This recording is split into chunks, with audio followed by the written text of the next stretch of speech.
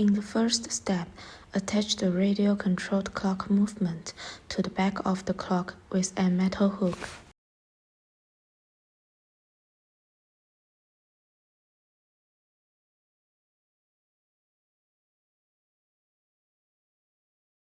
Step 2.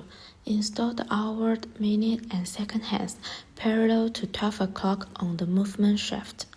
Note: be sure to install the hands before putting the positioning pins on the back of the movement. Step 3. Unplug the positioning pin on the back of the radio-controlled movement. Note: be sure to pull out the positioning pin before installing the battery. Step 4. Install an alkaline AA battery.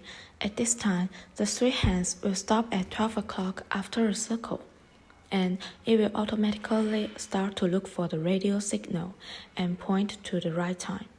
This process takes about 10 minutes, and then it will run normally.